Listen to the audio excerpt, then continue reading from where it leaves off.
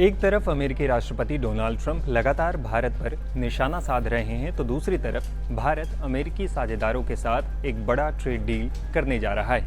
ये डील भारत और European union यानी ईयू के बीच जल्द ही हो सकती है। इस डील पर मुहर लगने से भारत को आर्थिक मोर्चे पर बड़ा फायदा होगा। इससे अमेरिकी टैरिफ की मार झेल रहे भारत को एक बड़ी राहत भी मिल सकती है।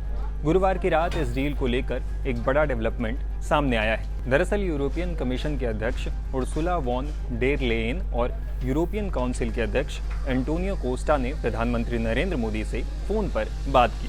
उनके बीच फ्री ट्रेड एग्रीमेंट यानी एफटीए को जल्द से जल्द अंतिम रूप देने पर बात हुई। इसके साथ ही India Middle East Europe economic corridor यानी IMEEC और यूक्रेन के मुद्दे पर भी दोनों पक्षों के बीच बातचीत हुई। ये बातचीत कितनी अहम है, इसे समझने के लिए पहले तो एफटीए और उसके फायदे जान लेते हैं।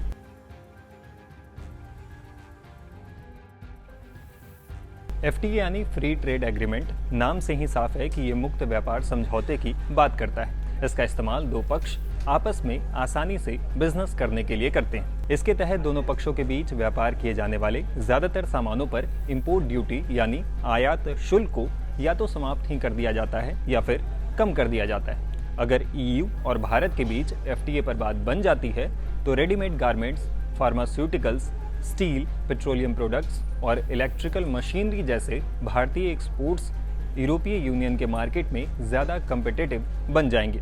दूसरी तरफ यूरोपीय यूनियन इस एफटीए के तहत ऑटोमोबाइल और मेडिकल डिवाइसेस पर टैक्स में भारी कटौती की मांग कर रहा है। साथ ही वाइन, स्पिरिट, मीट और पोल्ट्री जैसे प्रोडक्ट्स पर भी टैक्स में कटौती की डिमांड कर रहा है।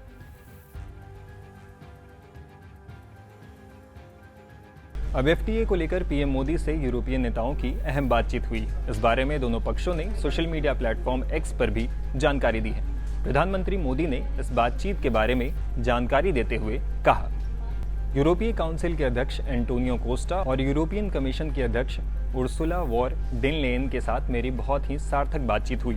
हमने भारत यूरोपीय एफटीए यानी संघ मुक्त व्यापार समझौते को जल्द पूरा करने और IMEEC कॉरिडोर के लिए हमारी साझा प्रतिबद्धता को दोहराया। हमने आपसी हितों के मुद्दों और यूक्रेन संघर्ष के जल्द से जल्द समाप्त करने की कोशिशों पर भी बातचीत की। ये सहमति बनी कि स्थिरता को बढ़ावा देने और नियम आधारित व्यवस्था को सशक्त करने में हमारी रणनीतिक साझेदारी की अहम भूमिका है।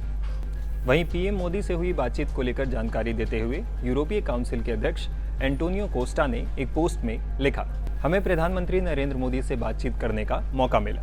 हम भारत की यूक्रेनी राष्ट्रपति वोलोदिमीर ज़ेलेंस्की के साथ लगातार बातचीत का हार्दिक स्वागत करते हैं। रूस को उसकी आक्रामक युद्ध नीति समाप्त करने और शांति स्थापित करने की दिशा में भारत की एक महत्वपूर्ण भूमिका है। ये युद्ध वैश्विक सुरक्षा के लिए गंभीर नतीजे लेकर आया है और ये आर्थिक स्थिरता को भी कमजोर करता है। इसलिए ये पूरे विश्व के लिए एक बड़ा खतरा है। आगे बढ़ते हुए हम अगले भारत यूरोपीय संघ शिखर सम्मेलन में एक संयुक्त रणनीतिक एजेंडा की योजना बना रहे हैं। ये साल 2026 में जल्द से जल्द होगा।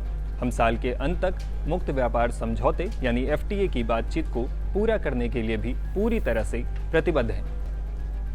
अब आइए ये भी जान लेते हैं कि भारत और यूरोपीय संघ के बीच व्यापारिक रिश्ता कैसा रहा है।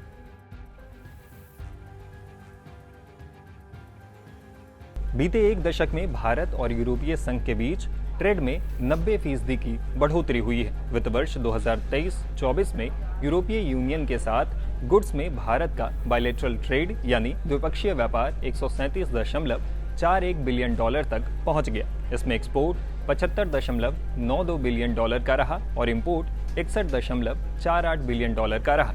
इससे यूरोपीय यूनियन भारत का गुड्स में सबसे बड़ा ट्रेडिंग पार्टनर बन गया। भारत के टोटल एक्सपोर्ट्स में यूरोपियन यूनियन का हिस्सा करीब 17% है। वहीं यूरोपियन यूनियन के टोटल एक्सपोर्ट में भारत का हिस्सा करीब 9% है। दोनों देशों के बीच सर्विसेज का बायलैटरल ट्रेड भी साल 2023 में 51.45 बिलियन डॉलर तक पहुंच गया।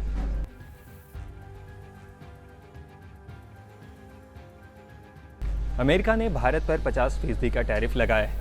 इसका सबसे ज्यादा असर टेक्सटाइल इंडस्ट्री पर देखने को मिल रहा है। दरअसल बीते 4 सालों में साल 2021 से साल 2024 के बीच अमेरिका भारत का सबसे बड़ा टेक्सटाइल और कपड़ा एक्सपोर्ट मार्केट रहा है, जो टोटल एक्सपोर्ट का 28 से 29% हिस्सा है। अमेरिकी टैरिफ भारत के टेक्सटाइल एक्सपोर्टर्स के लिए एक चुनौती जरूर है, लेकिन यूके और ईयू जैसे नए बाजारों के साथ साथ सरकार के समर्थन से इस नुकसान को कम करने की पूरी संभावना है। बता दें कि यूके के साथ भारत ने पहले ही एफटीए कर लिया था। अब अगर यूरोपीय संघ के साथ भी एफटीए पर बात बन जाती है तो भारतीय एक्सपोर्टर्स ग्लोबल मार्केट में अपनी मजबूत स्थिति बनाए रख सकते हैं। इस वीडियो पे आप अपनी राय हमें कमेंट बॉक्स में लिखकर बता सकते हैं। इस तरह के और भी वीडियोस के लिए times now of Bharat channel के साथ बने रहें। शुक्रिया।